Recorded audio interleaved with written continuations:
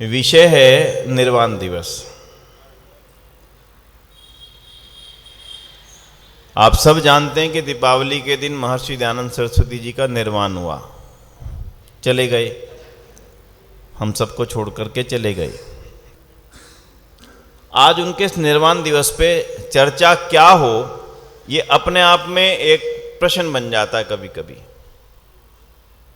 हम जानते हैं, आप जानते हैं कि उनका निर्वाण आज हुआ था, हम भी जानते हैं, आप भी जानते हैं, उनके रसोइये ने जहर दे दिया था। उन्होंने अपने रसोइये को पोटली दे करके कहा, तू चला जा, राजा छोड़ेगा नहीं। ऐसा अद्भुत दया का उदाहरण लगभग देखने को नहीं मिलता।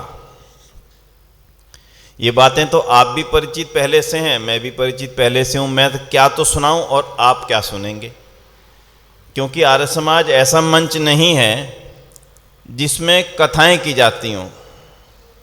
उदाहरण के लिए अभी 4-5 दिन, हफ्ते 10 दिन, 15 दिन, जो भी कह लो आप, करवा चौथ का त्यौहार आया था। सारी महिलाएं एक साथ बैठी, वही पुरानी कविता और वही कथा पढ़ करके सुनाई, करवा चौथ का त्यौहार हो गया। वही कथा पिछले साल सुनी थी, वही कथा उससे पिछले साल सुनी थी, और वही कथा आज से 50 साल पहले सुनी थी। माता जी, बात ठीक है नहीं है? और वही कथा हम आज ऋषि दयानंद की 150 वर्ष बाद वही की वही सुनाते रहें, तो मुझे नहीं लगता कि निर्वाण दिवस मनाना हम सब के लिए सार्थक होगा किसी रूप में भी। वो तो घर पर बैठ कर के भी हम 4 लोग मिलकर के कथा सुना देते, सुन लेते, बच्चों को बैठाते, प्रसाद बांटते, कहते बोलो ऋषि दयानंद की, हो जाता। पर आर्य समाज का मंच ऐसा नहीं है। हमें यह विचार करना ही पड़ेगा कि आर्य समाज के मंच की वो कौन सी विशेषता है जिसके कारण से हम दयानंद को याद करें। तो उस विशेषता के बारे में थोड़ी सी चर्चा आज मैं जरूर आपके साथ करूंगा। ऋषि दयानंद के बारे में अगर 1, 2, 4, 10, 20, 50, 100, 200 कितनी खूबियां गिनाते चले जाएं, अनगिनत हैं। ऐसा मत सोचना कि दयानंद की मंच से बोलने के कारण से मैं ऐसे कह रहा हूं कि ऋषि दयानंद की खूबियां अनगिनत हैं। 1-2 नहीं है, 20-30 नहीं है, लेकिन उनके जीवन को गहराई से पढ़े बिना उनको जानना बड़ा कठिन है, असंभव लगभग है। उनके जीवन को जानने के लिए, उनकी गहराई में जाने के लिए कम से कम मैं समझता हूं कि उनके 4 पक्ष को आराम से समझना चाहिए। उनके जीवन का निजी पक्ष, जो उनका स्वयं का जीवन था, जीवन शैली थी। दूसरा, उनका बौद्धिक पक्ष, जो उन्होंने सत्यार्थ प्रकाश में दे दिया। यानी पहले जीवन शैली को समझने के लिए उनका जीवन चरित्र पढ़ना पड़ेगा। उनके बौद्धिक पक्ष को समझने के लिए सत्यार्थ प्रकाश की गहराई में जाना पड़ेगा। फिर तीसरा, राष्ट्रवादी पक्ष, सारी देश और दुनिया के बारे में उनका जो एक विचार था, हालांकि कहीं कहीं हद तक सत्यार्थ प्रकाश में आ चुका, लेकिन उनके जीवन के व्यवहारिक घटनाओं को जब हम देखते हैं तब महसूस होता है। अनेक घटनाएं, उन सबको समेट करके थोड़े से समय में रखना तो मुश्किल हो जाता है। और चौथा जो था, उसके बारे में अक्सर चर्चा नहीं होती या कम होती है, उनके जीवन का आध्यात्मिक पक्ष, जिसको जानने के लिए मैं ये समझता हूं कि यदि उनकी लिखी हुई जो प्रार्थना की पुस्तक है, कोई नाम बता पाएगा? कोई नाम बता पाएगा?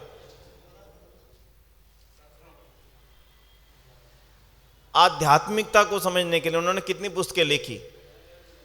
सत्यार्थ प्रकाश लिखा, ऋग्वेद आदि भाष्य भूमिका लिखी, गौकुरण निधि लिखी, संस्कार विधि लिखी, आर्योदेश रत्नमाला लिखी, व्यवहार भानु लिखी, और भी लिखी। एक पुस्तक ऐसी है जिससे उनकी और परमात्मा के बीच की दूरी समाप्त हो जाती है पूरी तौर पे।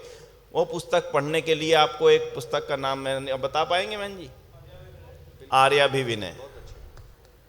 लेकिन अक्सर उसकी चर्चा हमारे मंचों पर हो नहीं पाती। तो आज मैं बहुत थोड़े से समय में कुछ बिंदुओं को आपके सामने रखने का प्रयत्न करूंगा बंधुओं। ऋषि दयानंद के जीवन के उन पहलुओं को जिनकी अक्सर चर्चा नहीं होती, जिनकी सामान्य होती रहती, उन्हीं को मैं भी दोहराऊं तो वही कथा वाली बात हो जाएगी। आइए,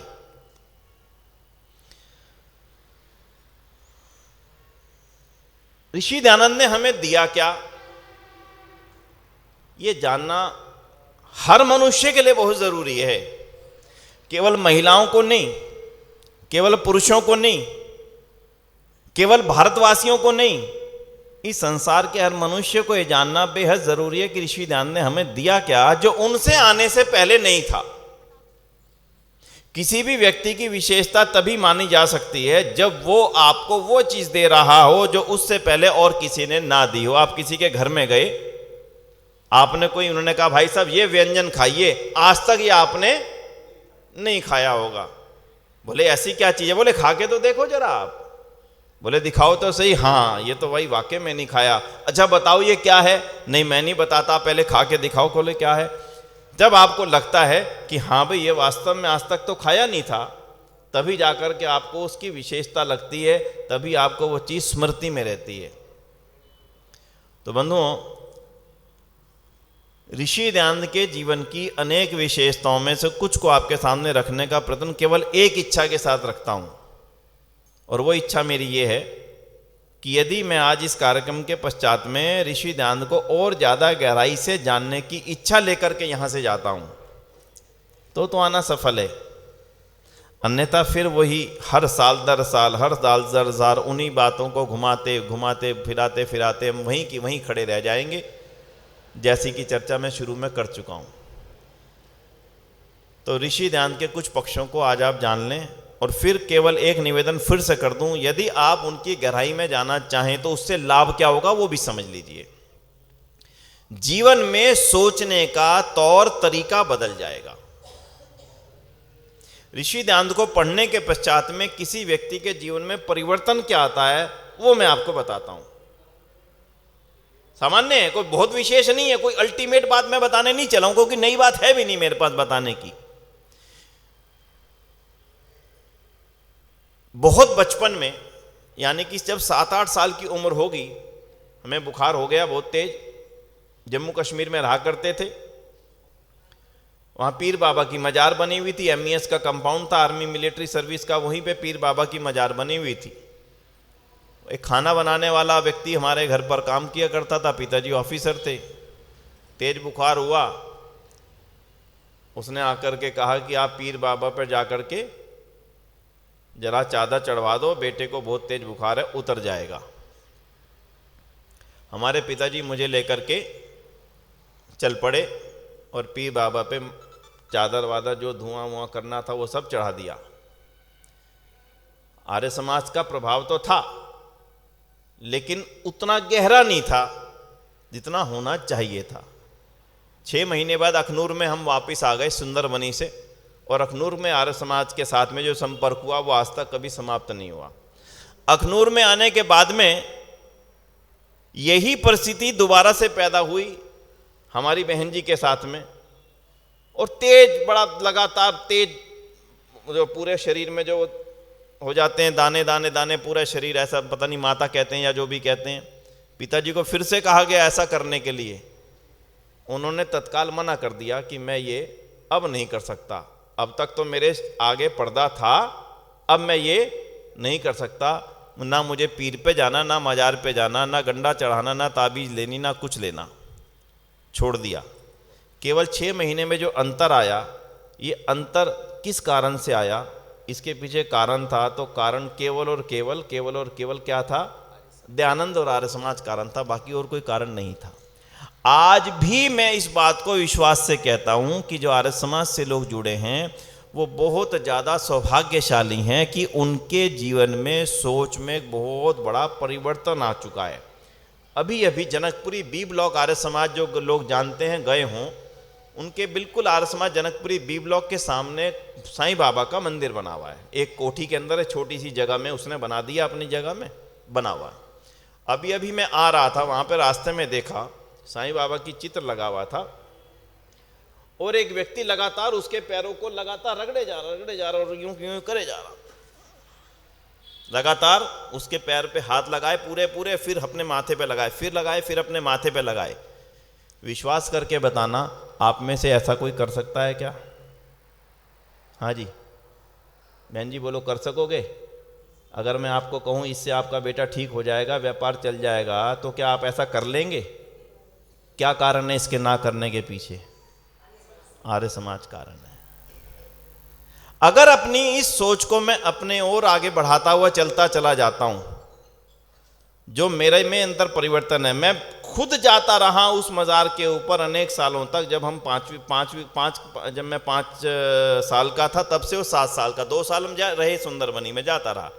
जैसे ही आर्य समाज का प्रभाव चढ़ा, सारा का सारा बुखार उतर गया और सारा का सारा जीवन बदल गया। एक का नहीं बदला बंधुओं। ये जो सोच थी, ये सोच ऋषि दयानंद सरस्वती की थी, जो वो हर मनुष्य के अंदर देना चाहते थे। और उसमें उन्होंने कितनी सरल सी बात कही थी, बहुत छोटी सी, आर्य समाज के नियम में स्पष्ट है। बताएंगे कौन सा नियम है बहन जी? सत्य को ग्रहण करने और असत्य के छोड़ने। कितनी सरल बात है जी भाई साहब, दोबारा दोहराना जरा। सत्य के ग्रहण करने और असत्य के छोड़ने में सदा उद्यत तैयार रहना चाहिए। कोई बड़ी बात तो नहीं कही दयानंद ने, लेकिन मैं आपसे आज एक बात अविश्वास से पूछना चाहता हूं और आपके इतिहास की जानकारी से पूछना चाहता हूं। क्या किसी और महापुरुष ने यह कहने का साहस किया कि सत्य के ग्रहण करने और असत्य को छोड़ने में उद्यत रहना चाहिए? किसी और महापुरुष का नाम आप बता दें, मैं मान जाऊंगा। नहीं दिया। आप पढ़िएगा इतिहास, आप महापुरुषों के जीवन को पढ़िएगा, नहीं मिलेगा।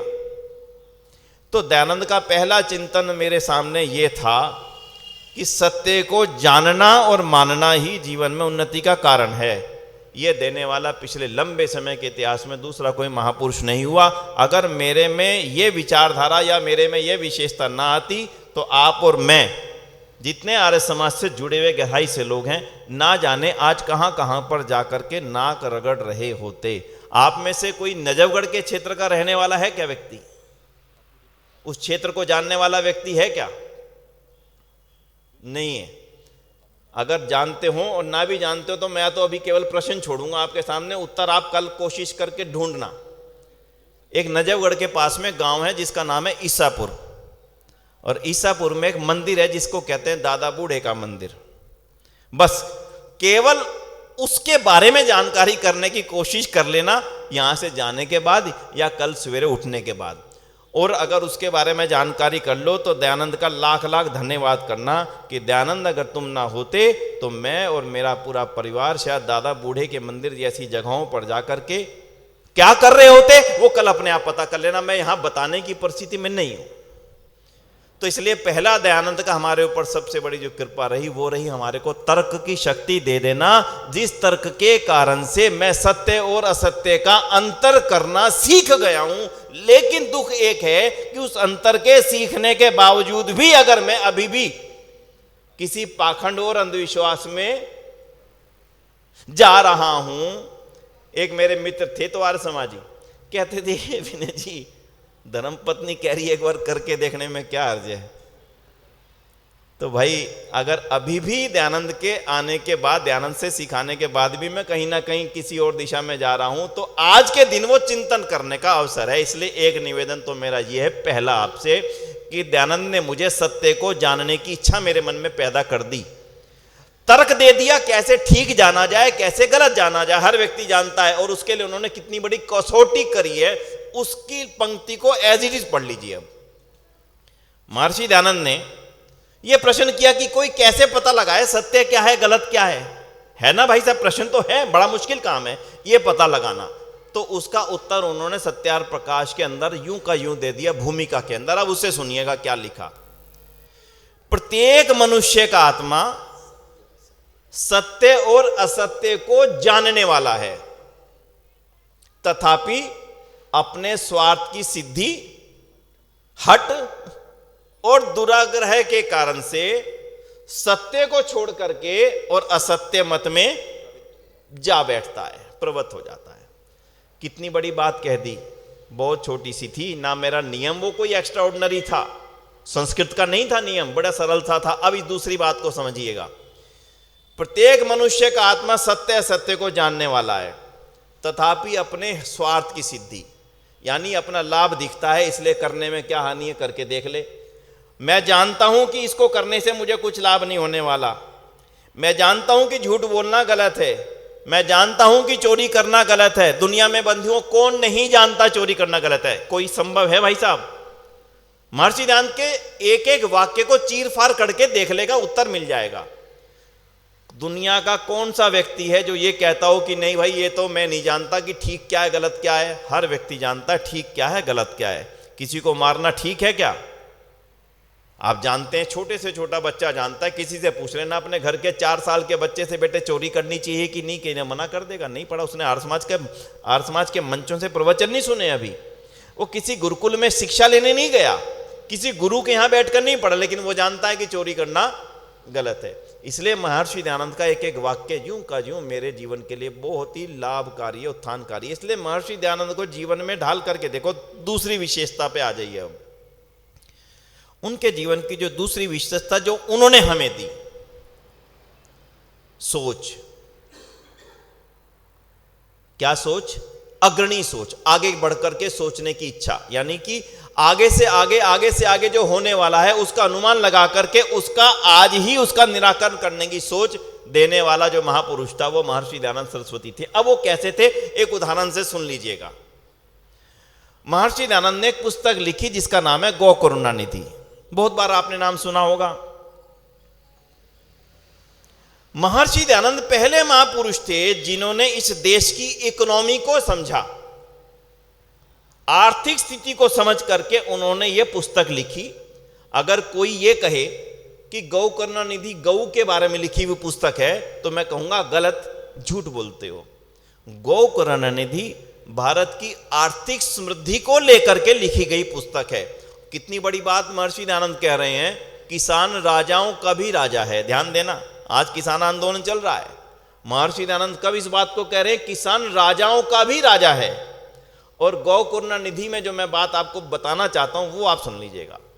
उन्होंने गौ रक्षा की बात करी, पशु रक्षा की बात करी और पूरी कैलकुलेशन करके आपके सामने रख दी कि एक गऊ अगर आप पाल लेते हैं उससे इतना इतना इतना रुपया, इतना इतने मनुष्यों का हित होता है। और अगर एक गऊ को मार करके खा जाते हैं उससे 100 50 84 पशुओं का लाभ हो सकता है।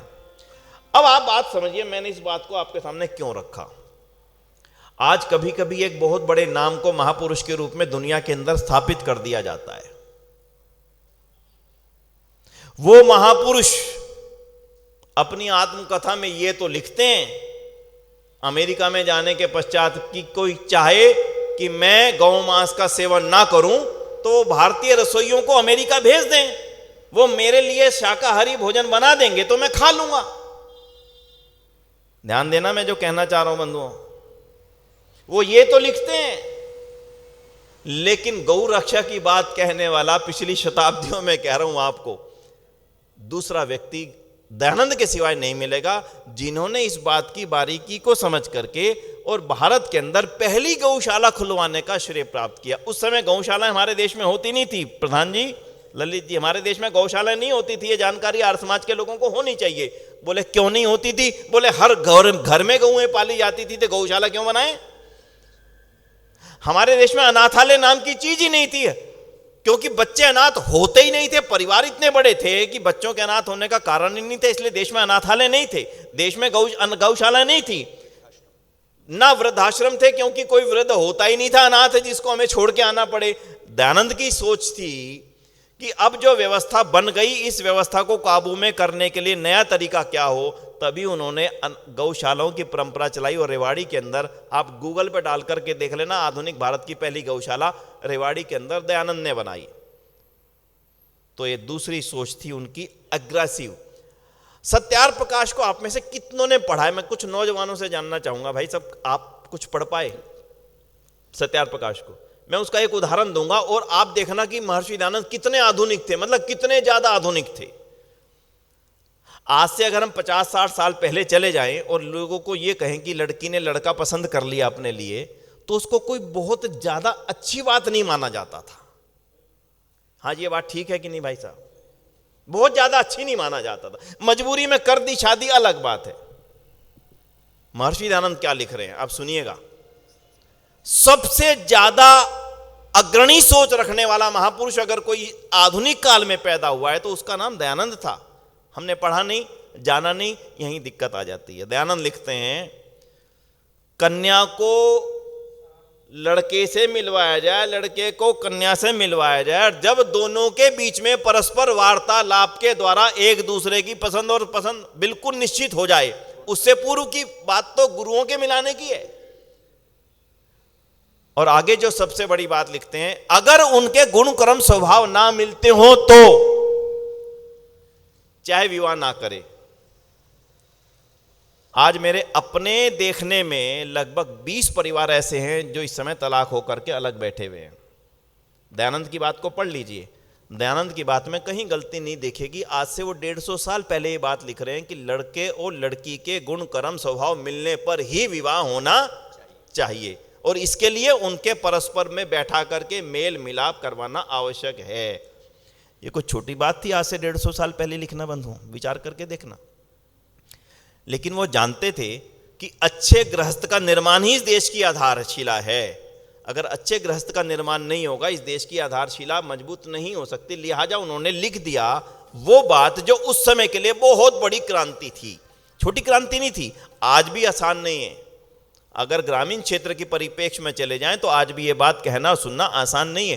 दयानंद ने लिख दिया। उससे अगली बात जो हमें दयानंद ने कही है, जो हमें सिखलाई है, वो सुनना, वो है निर्भीकता। क्या है जी?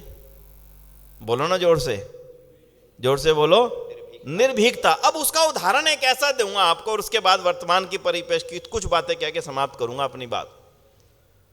आज हमारे यशपाल जी यहां पर बैठे हैं, भारतीय जनता पार्टी के जिम्मेदार अधिकारी हैं, लीडर रहे हैं, अभी भी हैं।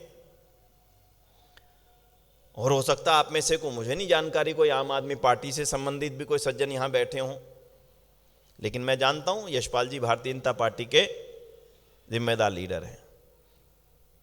भारतीय जनता पार्टी की सरकार है एमसीडी के अंदर।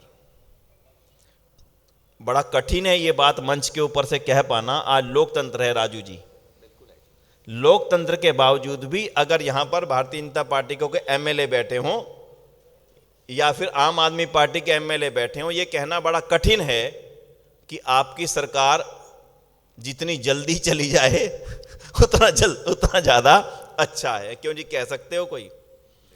यशपाल जी आर्य समाज के प्रधान हैं, बीजेपी के लीडर हैं, पर इनकी आर्य समाज में भी अगर आम आदमी पार्टी का कोई एमएलए आ जाए मंच पर तो ये भी शायद ये कहने की स्थिति में नहीं होंगे कि आम आदमी पार्टी की सरकार जितनी जल्दी चली जाए उतना अच्छा है। क्यों जी, संभव है क्या? हाँ या ना करना? लोकतंत्र है, रोक नहीं है। लोकतंत्र है, रोक नहीं है। कानून इजाजत देता है, मुकदमा हो नहीं सकता, लोग मार नहीं सकते, पुलिस पकड़ नहीं सकती। फिर भी कहने की परिस्थिति में हम नहीं हैं, चाहे उसके जाते ही हम ये चर्चा शुरू कर दें नालायकों की सरकार जितनी जल्दी जाए अच्छा है, लेकिन मुंह पर कहना बड़ा कठिन है बंधुओं। दयानंद को समझना है तो उनकी एक एक वाक्यावली को समझना होगा। क्या कह रहे हैं दयानंद? दयानंद से पूछते हैं, स्वामी जी आपको कौन पूछ रहा है? लॉर्ड, मतलब कि वायसराय से एक कदम नीचे। कहते हैं स्वामी जी महाराज आपको अंग्रेजी साम्राज्य में अपने प्रचार करने में कोई दिक्कत तो नहीं है? बोले नहीं, कोई दिक्कत नहीं है। बोले आपको सुरक्षा आदि की कोई समस्या तो नहीं है? बोले नहीं, कोई समस्या नहीं है। तो फिर स्वामी जी मैं आपसे प्रार्थना करता हूं कि आप रोज सुबह जो अपनी प्रार्थना करते हैं उसमें अंग्रेजी साम्राज्य की उन्नति की कामना कर दिया करें। दयानंद ने सोचा नहीं, विचार नहीं किया, मौन भी नहीं रहे, तत्काल उत्तर दिया कि मैं तो रोजाना सुबह उठ करके अंग्रेजी साम्राज्य के समाप्त होने की प्रार्थना किया करता हूं। आप कल्पना करके देखना, मेरी इस बात के चीर फाड़ करनी पड़ेगी, जल्दी से समझ में नहीं आएगी, जल्दी से आप उस जगह पर नहीं पहुंच पाएंगे जहां दयानंद बैठ के इस बात को कह रहे हैं। क्यों? क्योंकि केवल अद्भुत निस्वार्थ वाला व्यक्ति ही इस बात को कहने की सामर्थ्य और क्षमता रखता है। जरा सा भी स्वार्थ होगा मैं नहीं कह पाऊंगा। मैं खुद अपनी जिम्मेदारी से आपको कह रहा हूं कि मैं भी दिल्ली सभा का संचालन करता हूं, राजनीतिक लोग मंच पर आते हैं, मैं भी उनकी प्रशंसा में 4 शब्द कह पाता हूं जिनकी मैं बुराइयां मंच के नीचे कर लिया करता हूं। लेकिन मंच पर यह बात कहना और उस व्यक्ति से राजतंत्र के अंदर, जहां लोकतंत्र में मेरा वोट नहीं है, उसके अंदर इस बात को कहना कितना बड़ा साहस होगा, कल्पना करके देख लीजिएगा बंधुओं। अगर उसके पश्चात भी मेरे जीवन के अंदर यानी आर्य समाजी व्यक्ति के जीवन के अंदर एक आत्म साहस की भावना पैदा ना हो सके तो ऋषि दयानंद के निर्वाण को मनाना उतना सार्थक नहीं होगा। तो अंत में जो आज की जिस बात के लिए आज मैं आया था, मैं उस बात को आपके साथ निवेदन करके अपनी बात को समाप्त करूंगा। बंधुओं, दयानंद हमें जगा गए, चले गए। अगर उनको जहर ना दिया जाता या जहर देने के बाद में उनका उपचार ठीक से किया जाता, उनको केवल जहर ने नहीं मारा, उनके ना उपचार करने ने मारा, डॉक्टर की लापरवाही ने मारा, डॉक्टर की गलत इलाज ने मारा। सीसा पिला देने के पश्चात में जो इतने लंबे समय तक जीवित रहने की सामर्थ्य क्षमता रखते हो, छोटे छोटे व्यक्तित्व के स्वामी नहीं थे। लेकिन बंधुओं, चले गए, आज हमारे बीच में नहीं है। वो एक घटना अलग है, मैं उसके बारे में कभी अलग से बैठूंगा। ऑस्ट्रेलिया के विद्वान JTF जॉर्डन ने एक पुस्तक लिखी है महर्षि दयानंद के बारे में, इंग्लिश में पुस्तक है, JTF जॉर्डन डालेंगे, गूगल पे आएगी, बहुत अच्छी बुक है, उसको पढ़ने की कभी कोशिश कीजिएगा। बहुत अच्छा थीसिस है, ऑस्ट्रेलियन यूनिवर्सिटी के प्रोफेसर थे। उन्होंने उस पुस्तक के अंदर महर्षि दयानंद के जीवन के अंतिम क्षणों का जो वर्णन किया वो गजब का वर्णन है। आज मैं उसके लिए नहीं बैठा हूं, मैं जिसके लिए बैठा हूं केवल उस बात को कहूंगा आपसे। दयानंद चले गए, हमें मार्ग दिखा करके चले गए और हमें यह बता करके चले गए कि अब मैं ये तुम्हें आपको सौंप करके जा रहा हूं, अब इसकी रक्षा करना तुम्हारा अपना दायित्व है। तो बंधुओं, अब आज के दायित्व के विषय में मैं आपको करबद्ध एक निवेदन करने चला हूं। जिस देश में आप रह रहे हैं, जिस समाज में आप रह रहे हैं, जो परिस्थितियां आज यहां पर बन रही हैं, वो परिस्थितियां आपके समाज को ज्यादा लंबे दूरी तक ले जाने वाली परिस्थितियां नहीं हैं। आज 75 साल आपकी आजादी को हो चुके, बहुत कठिन है कि अगले 25 साल आप इसी आजादी से रह सकें। मेरी बात को मोबाइल में नोट करना चाहें कर लीजिएगा, कागज पे नोट करना चाहें कर लीजिएगा। उसके पीछे के कारण तो नहीं जाऊंगा क्योंकि समय अलाउड नहीं दे रहा, हमें राजू वैज्ञानिक जी को सुनना है, समय की सीमा होने के कारण से। लेकिन इस बात को समझ लीजिएगा, इस क्षेत्र में रहने वाले, मैंने पिछले दिनों महावीर नगर आर्य समाज के अंदर इन बातों का बहुत लंबा चौड़ा खुलासा करके सारी बातों को रखा था, पर सूत्र में मैं आज आपके सामने रखना जरूरी समझता हूं। इस क्षेत्र में रहने वाले इस कोने से लेकर के शायद विवेक जग्गरवाल जी को, डालेश त्यागी जी को मैं छोड़ दूं लगभग, या इस क्षेत्र के, तो बाकी ज्यादातर पाकिस्तान से आकर के इस क्षेत्र में रहने वाले महानुभाव हैं लगभग। ऐसा है जी, जो यहां पर मैं जिनको देख रहा हूं, चाहे यशपाल जी का परिवार है, चाहे और जो परिवार बैठे हैं, पाकिस्तान से आए थे केवल 75 साल पहले। आज अगर आपके बच्चे पाकिस्तान से आने वाली परिस्थितियों से वाकिफ नहीं हैं तो समझ लेना कि आने वाले समय में उनको यहां से कहीं और जाने के लिए पहले से स्थान सुनिश्चित कर दीजिए। ये परिस्थितियां इतनी तेजी से आगे बढ़ रही हैं कि आपके और हमारे कंट्रोल में रहने वाली नहीं। ये बात मैं बार बार इस बात को दोहराता हूं। पाकिस्तान में रहने वाले लोग ये सोचा करते थे कि ऐसा कभी होने वाला नहीं कि हमें यहां से छोड़ना पड़ेगा। जो लोग आए थे 90% वो लोग थे जो ये सोच करके आए थे कि वापस तो आ ही जाना 15-20 दिन में, महीने में। और आज भी जो लोग आ रहे हैं, मैं कई बार इस बात को कहा करता हूं कि जो लोग आज शरणार्थी के रूप में इस देश के अंदर आ रहे हैं, चाहे अफगानिस्तान से अभी सिखों का आगमन हुआ, चाहे अब पाकिस्तान से हिंदुओं का आगमन हुआ, वो लोग बहुत सौभाग्यशाली हैं। वो बहुत सौभाग्यशाली हैं कि उनको उनके देश ने निकाला और आपने भारत में उनको स्थान दे दिया, स्थान मिल गया। आप और हम उतने सौभाग्यशाली नहीं होंगे। आपको यहां से जाने के पश्चात में और कहीं भी रहने का स्थान मिलने वाला नहीं। तो मैं और अधिक ना कहते हुए, बंधुओं, दयानंद तो मुझे जगा करके गया कि ये देश आजाद मैंने करवा दिया, इस देश के प्रति सोच को मैंने तुम्हारे सामने रख दिया। जीवन सभी का सीमित है। दयानंद अगर स्वस्थ रहते तो शायद 200-250 साल से कम उनका जीवन नहीं होता। आप में से बहुत कम परिवारों को इस बात की जानकारी होगी दयानंद का कद कितना था, कोई बता सकता है?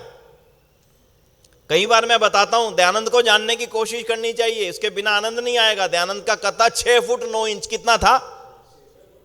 कल्पना करके देखना, जब डालेश जी कितना हुआ? 6 फुट 9 इंच। ऐसे आदम का शरीर का व्यक्तित्व, बोलते होंगे क्या, मतलब क्या प्रभाव उनका पड़ता होगा, वो हमें जगा करके गए। अगर आज हम अपने देश को अक्षुण्ण रख पाने में अक्षम हो जाते हैं तो समझ लेना कि हमने उनकी चीजें ली हुई भी गवा दी। इसलिए बंधुओं, मेरा आपसे अंत में निवेदन एक है, हमारा देश इस समय जलने के कगार पर है। मैं डरा नहीं रहा हूँ, बिल्कुल फैक्ट बता रहा हूँ। कभी इसके लिए अलग से गोष्ठी होगी तो एक एक चीज़ आपके सामने टेबल पर रख दी जाएगी। इसलिए अपने अपने परिवारों के बच्चों के साथ में वार्ताएं शुरू करो। हमारा बच्चों से वार्ता कट चुकी है। उन बच्चों को पिछली परिस्थितियां बताते हुए आने वाले समय की परिस्थितियों के समकक्ष आगाह करो।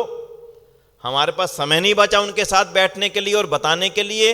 अगर आज आप बताने में अक्षम हो गए तो आने वाले समय में आप बताने की स्थिति में भी रह जाओगे कि नहीं रह जाओगे, ये भी अपने आप में प्रश्न है। हमारे चारों ओर आग लग चुकी है, अपने घरों को आग से बचाना चाहते हो। मेरी बात को मैं कितना समझा पाया हूँ ईश्वर जानता होगा, लेकिन जो मैं आपसे निवेदन करने चला हूँ वो इतना सही निवेदन है कि अगर हम जाग गए, आर्य समाज के कार्यकर्ता, आर्य समाज के लोग, आर्य समाज के अधिकारी, तो मैं समझता हूँ शायद फिर भी हम उस आग से आने वाले समय में अपने घरों को बचाने में कामयाब हो जाएंगे।